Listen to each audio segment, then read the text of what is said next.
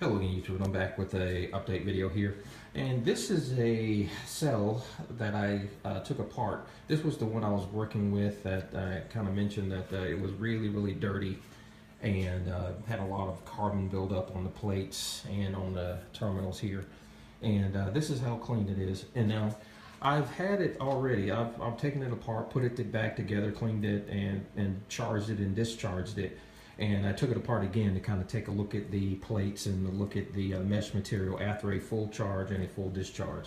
So far, things look very well. And this cell was produced in 1977, and it's in very good condition. It did have a lot of stuff on it, a lot of carbon buildup. But after taking it apart and charging it, discharging it, and putting it back together, now this cell is ready for rejuvenation or reconditioning. So I just wanted to kind of show you folks that are kind of interested, whoever's interested, in the fact that yes, with these nickel based cells, like these are nickel cadmium cells here, you can take them apart, you can clean them, obviously with safety material and stuff like that too, and you can clean them and put them back together and put them back into service. So again, looking at this, it looked, it did very well. So now I'm about to button it back up and put more electrolyte in it and charge and discharge and put it back in service. Okay, take care, YouTube. And oh yeah, this is cell number 3. This is not the other 2 cells that were shorted and brought back. They are still being charged. So they're already in the rejuvenation stages, and they're being charged right now at a very high charge rate. So, and they're performing just like you would expect cells to perform. They charge, they hold the charge, and they discharge. So far so good, and I'm hoping for the best. Okay, take care, YouTube. Hello again, YouTube. And in this segment here, I show you another cell that I've got that before in the beginning stages of cleaning here. Just took it apart, just cut it. There was a question earlier from one viewer about how they enclose the cell, and looking at it, you can see that there's like I wouldn't call it a glue line. It's more like I think they sealed it through some means of heat, because you can see this is where they originally sealed it. So I had to cut just below that line. As you can see, I had to make my own cut. I found that cutting at the glue line made the process a lot more difficult and time consuming. So I cut it along just a little bit, maybe 1/4 of an inch below the glue line. And you can see this cell. This cell is very in poor condition as far as cleaning wise. However, it looks like the plates are in decent shape. It's just that they have a lot of crud on them. A lot of rusty looking crud. Kind of looking at the side here, I'm getting rid of this. But other than that, it looks okay. It looks okay.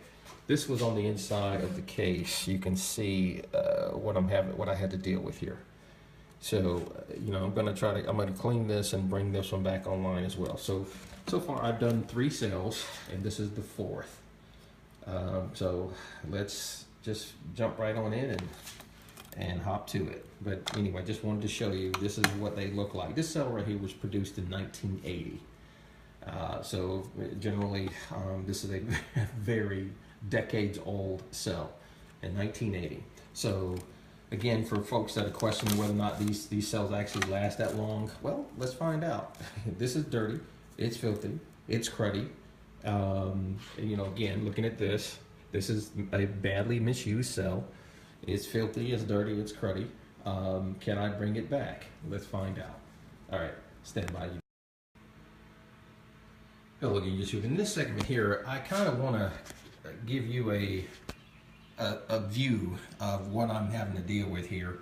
I've went and I've purchased, Evapor Rust from the auto parts store in an attempt to clean these plates, and you can see these are the cadmium plates right here, and this again is what I've got to deal with the nickel plates. You can see these things are pretty rusted, pretty bad, and you can kind of take a look at it. I mean, just to kind of give you an idea, I just turned the plate over, and that's, you know, that's what I'm having to deal with. And so I've started cleaning this particular plate. Now I've already cleaned one, just to kind of give you an idea.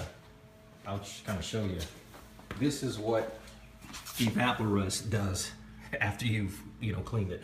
That plate looks absolutely awesome. Okay, that plate looked just as bad as the others, but evaporust, if you can look at it, this is what evaporust does to this particular plate that was badly rusted, or had rust on it anyway.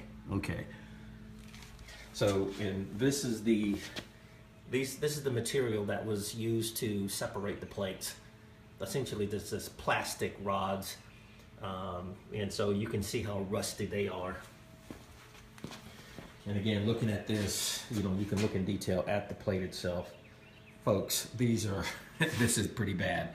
So if I can clean this cell, bringing it back, then, you know, hey, I think anybody could do it, you know, with, you know, essentially as long as the cell is not in too bad of a condition. But anyway, I just wanted to record this for, you know, any more naysayers that say, hey, you know, you can't, you know, these plates are, you know, or these cells are ready for the junkyard.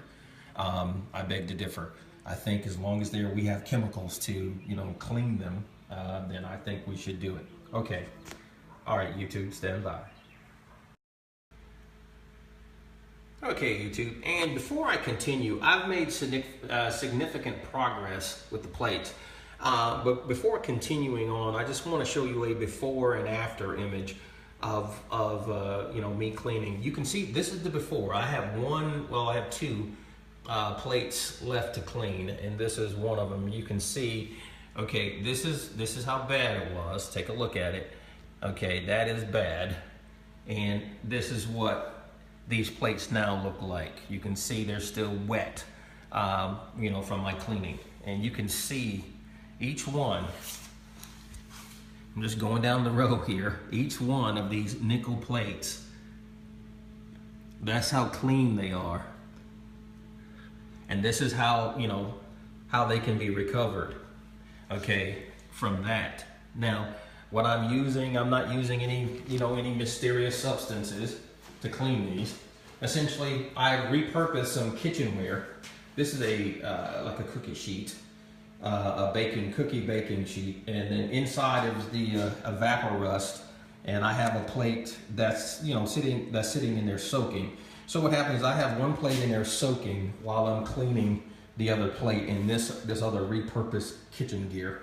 I have you know, a standard scrub pad, an old cloth that I'm using to wipe down, and a repurposed Walmart toothbrush. Okay, so that's it.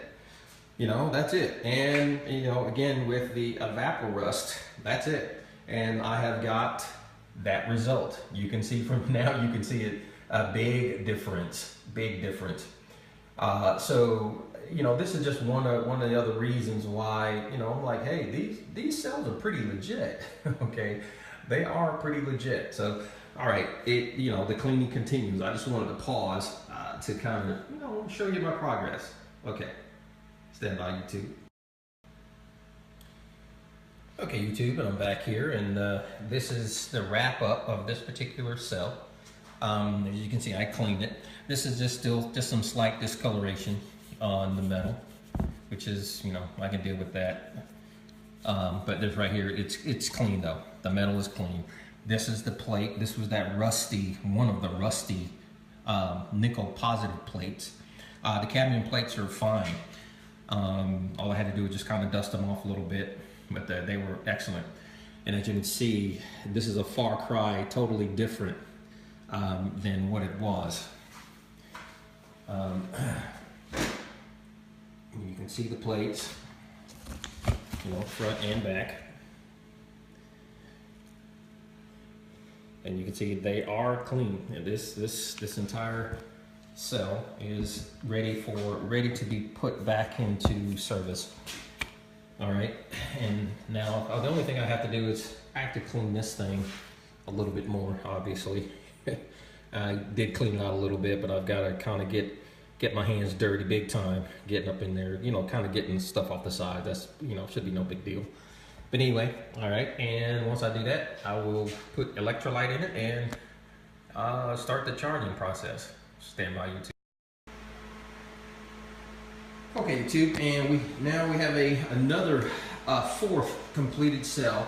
You can see the electrolyte is in there, and I don't know if you can see that, and you can see how clean it is and how clear it is. So I think we're in business. See the outside there.